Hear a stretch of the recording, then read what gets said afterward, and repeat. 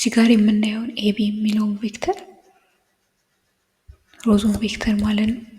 እሱን በስዕል ብቻ ሳይሆን በቁጥርም መግለጽ እንችላለን ነው።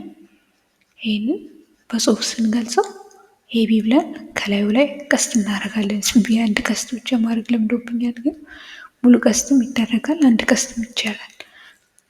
ኤቢ ብሎ አቅጣጫ እንዳለው ለማሳየት ቀስት ካደረግን በኋላ አንድ የምናደርገው ነገር ኮለም ቬክተር መስራት ይባላል።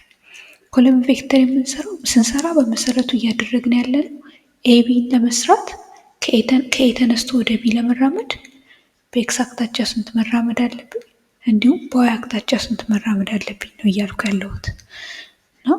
እዚህ ጋር ኤቢን ሄጄ ሳየው የሳልነውን ሳየው በኤክስ አቅጣጫ 1 ስኩዌር 2 ስኩዌር 3 ስኩዌር 4 ስኩዌር መራመድ አለብኝ። በኤክስ አቅጣጫ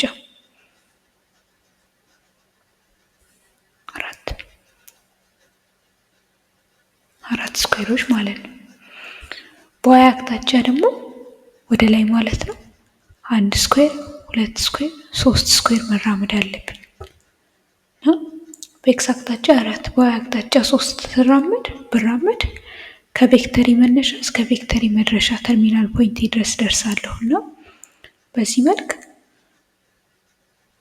ቬክተራችንን እንደዚህ በጽሁፍ ልንገልጸው እንችላለን ማለት ነው።